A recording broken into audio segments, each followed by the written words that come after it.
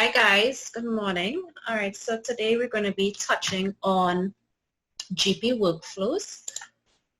And if you guys have any questions, you can put your questions in the Q&A and I could stop to answer it, or y'all could wait till the end of the training session and I can answer all your questions then.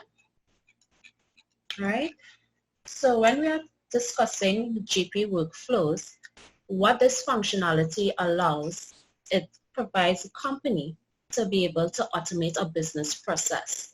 So there would be a series of steps or tasks that needs to be completed before you could actually move through that workflow process.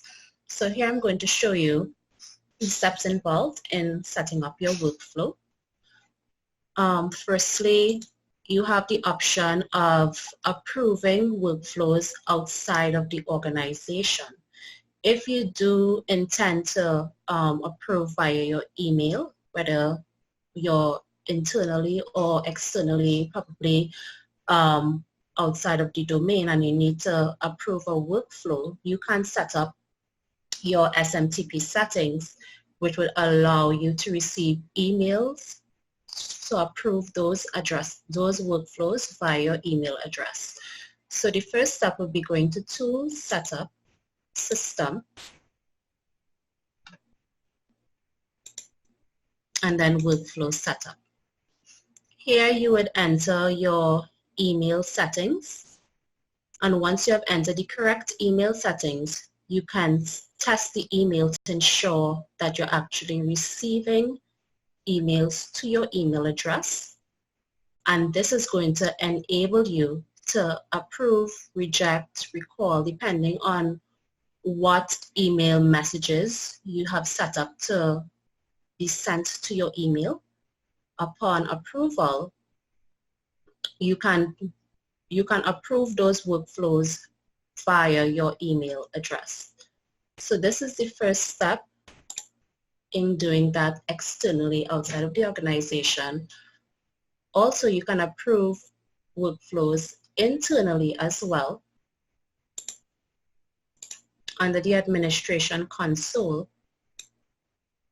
and under workflow, we have something called workflow maintenance. Here you can set up all your workflow addresses.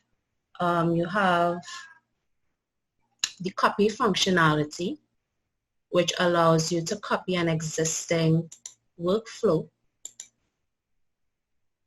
and you can create a new workflow off of an existing workflow. You also have the ability to set a reminder for a workflow, and also you have the ability to delegate. So we're going to go through all these steps that I'm mentioning.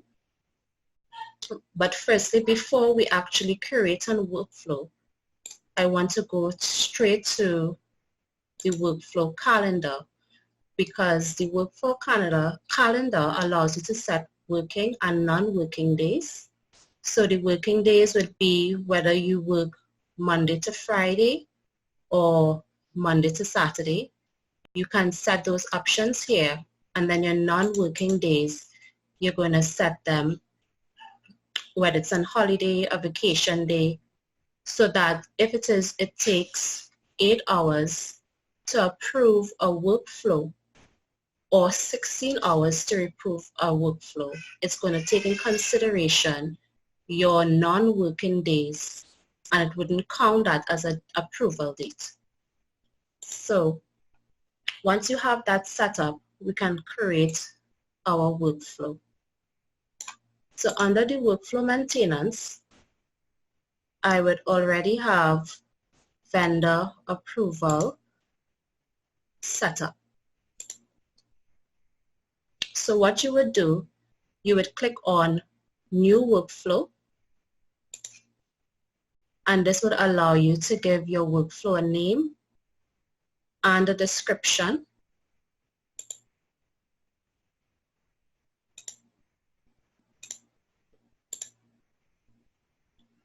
And here you can also set a workflow step. So I have two workflow steps created right now, which one is create a vendor, and the second one is to approve a vendor. So what I'm going to do, I'm actually going to remove this so we can see how this was actually created. Okay, so I would have to recreate. I currently have workflows assigned to this, so I'm going to show you how to create one.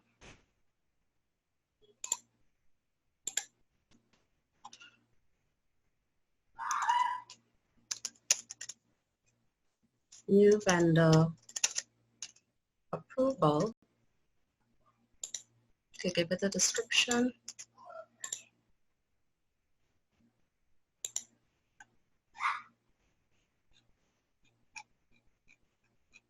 And here you would have certain steps that can be taken. Now you can send a notification for completed action. So for example, if it says you want when the workflow is submitted, resubmitted, approved, escalated, rejected, you can actually send messages. GP has a lot of out-of-the-box email messaging templates already available for users.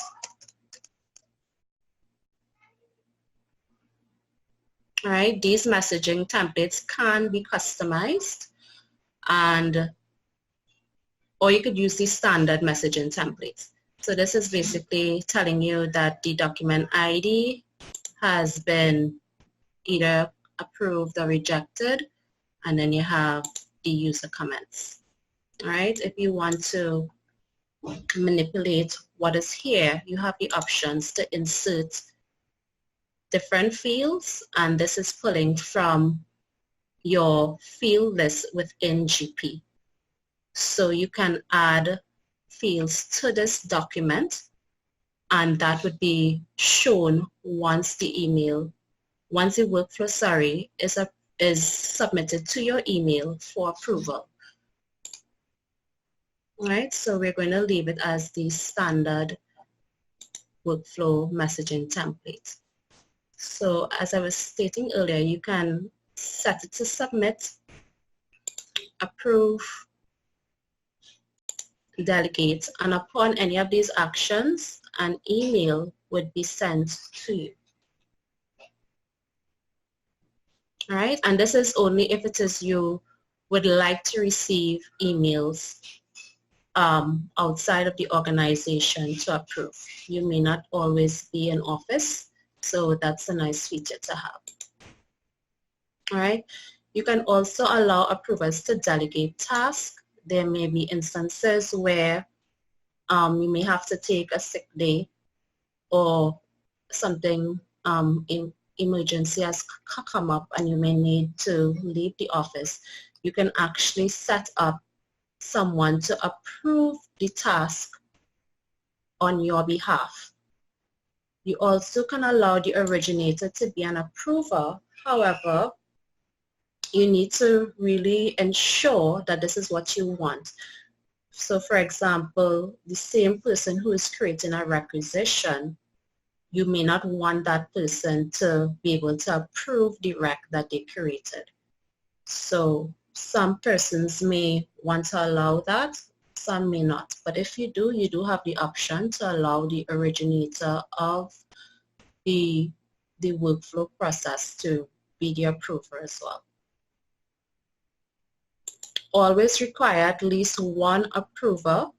That's going to allow the workflow to have at least one, or you could have more than one, nothing less than that. And finally, you could also use an alternate final approver. And the alternate final approver could be anyone who is assigned to your Active Directory group or hierarchy or workflow role. Right? So for example, I could put Sam Smith, and I could add this person as my alternate final approval. So no matter what, I could always come in and approve the document. So if it's not approved, I could come in and approve. Now, if a task is overdue, you have some actions that can be taken. Now, do you want it to just remain there and nothing happens? The due date has passed and you just left it there? Or do you want to escalate to the next approval? You could also select whom you want to escalate to, and any task that's maybe overdue, you can have it to automatically reject that task. So which would mean that the person who did the requisition or the purchase order would now have to resubmit for approval, because that would be rejected automatically once the due date has passed. All right, so once this is set up, you can save this workflow.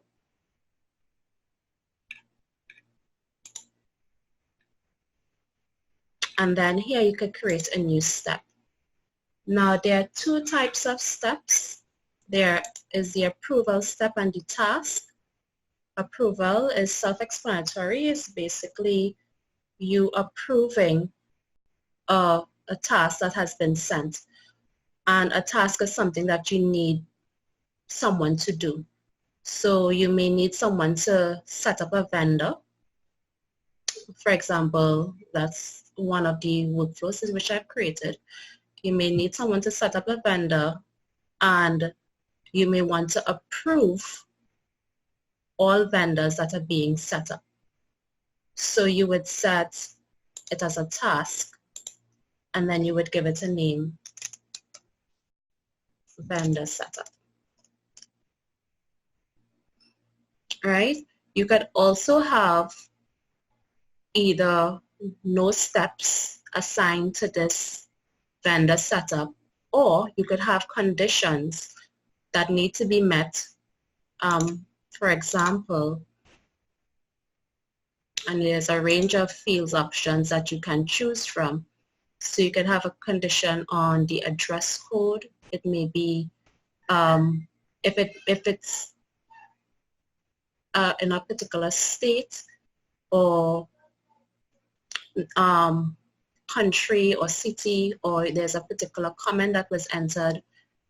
Once it meets that criteria, it's going to send it to the approver for approval, right? But for this instance, this is just a task, so no action would be required in terms of conditions. All we need is for a vendor to be set up to be sent for approval. Lower down, you could then assign this task to someone within the organization who would be approving the vendor setup. Since it's only one machine that I'm using, I would use the same person for all setups. And this is the time limit, which works in correlation with your calendar. So the time limit that is set up here is for 8 hours. However, you could extend this time and put whether it's 16 or 32. And just keep in mind, if it is you do have any holidays or vacation days assigned within the time limit, it's going to take in consideration those days, and you're going to have your days are going to be extended, right? Because you don't work on those days. Those are non-working days, so it's not going to calculate those days into the time limit.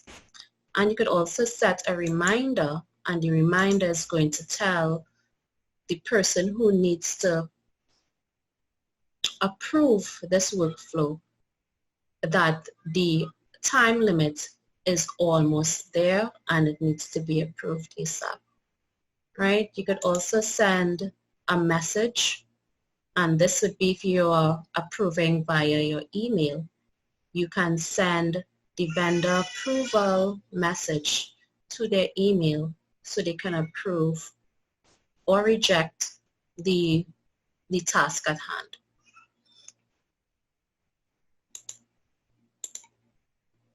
All right.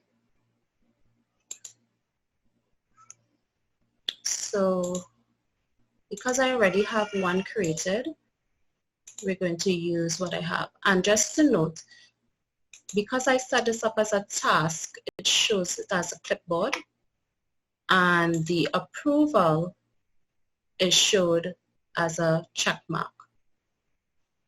All right. Neither of these have any conditions. However, once I create the vendor, it's going to send it to me for approval, and then I can approve this vendor. So let's do the first one. We're going to do a vendor creation, and then we would attempt a purchase order approval. So on the purchasing vendor, some things to note on the screen. You would see this gray bar across here. This is actually your workflow bar.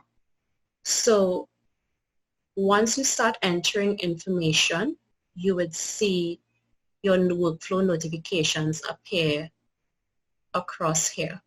So for example, we're going to call this vendor temp.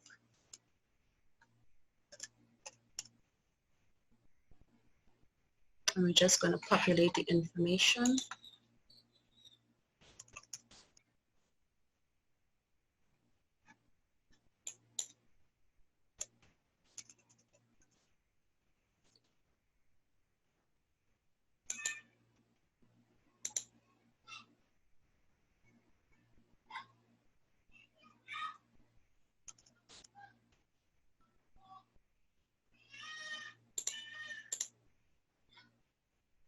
All right, and we're going to save. So currently saying new vendor not submitted. So we could save this vendor.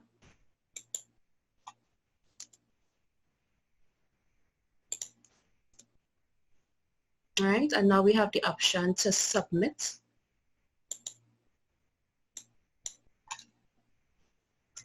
You can give it a comment.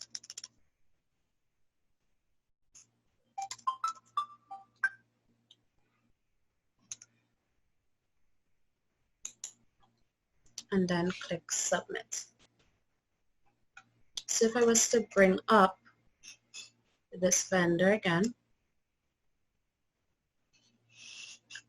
my new workflow shows that it's pending, the task is pending completion by Sam Smith, and it's due on the 28th. All right, so you could either check the history, which shows you all the steps that have been completed so far. Workflow originated by Sam Smith, who created the vendor, and the action. So it was submitted here, but it's pending approval here.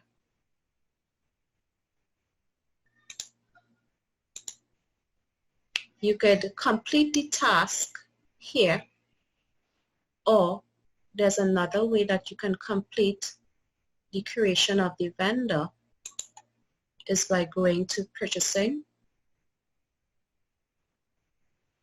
then going to vendors, and you could check to see all vendors that are pending approval. All right, so here you would see our vendor temp. Now what would happen if you try to create an invoice against a vendor that has not been approved? So we could try to create an invoice and see what would happen. All right, it says it's currently on hold. Do you want to continue? Click yes.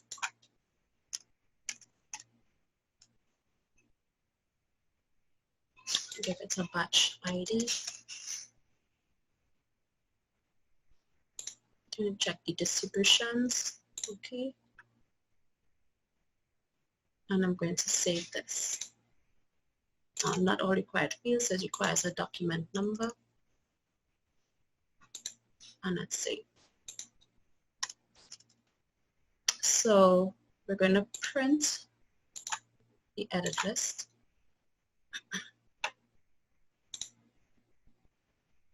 And as you can see, our edit list has errors. So it's stated that this transaction contains errors and it won't be posted, and that the vendor must complete the workflow first.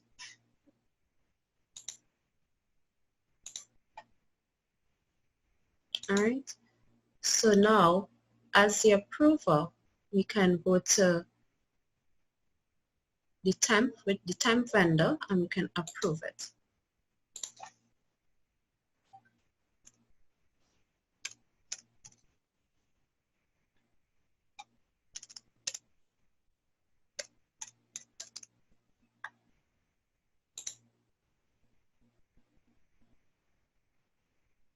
All right, so we can see that 1 succeeded, 0 failed. So let's bring back up the invoice again.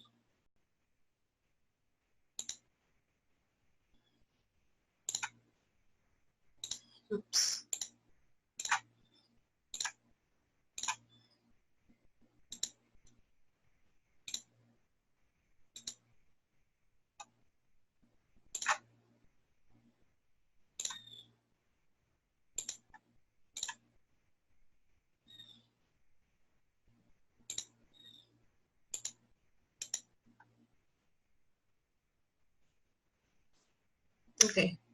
Okay, so it didn't approve. Let's try that again.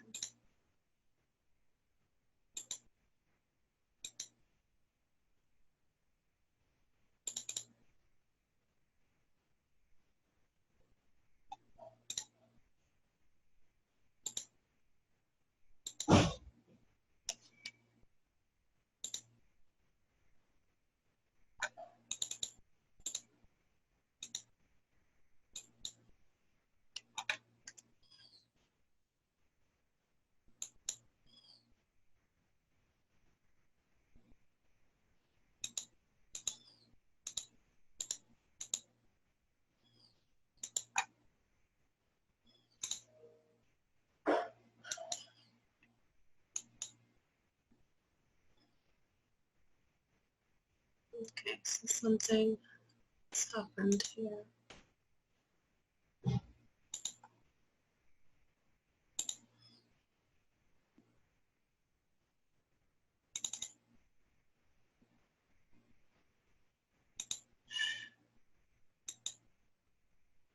Okay.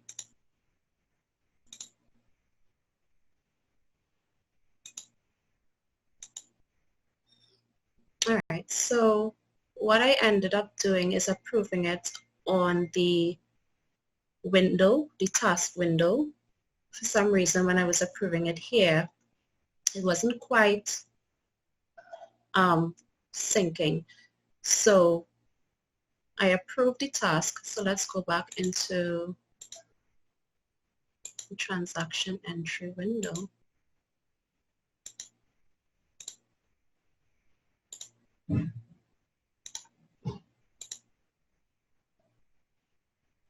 Okay, so no errors. So once we approve the vendor, the edit list now displays error-free.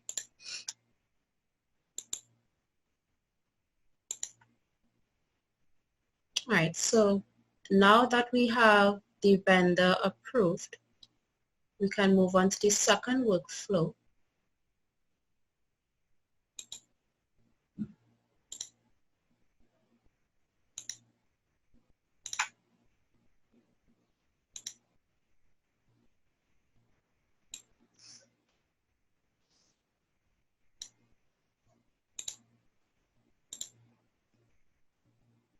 And the second workflow would be our purchase order approval.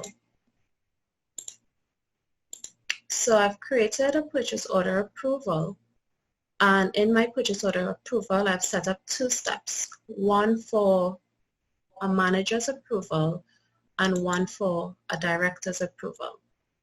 All right, so in the vendor's approval, we noticed that I didn't set up any conditions. For the purchase order approval, we did it a little bit differently, and we created two approval steps. One in which, if it is the purchase order line is greater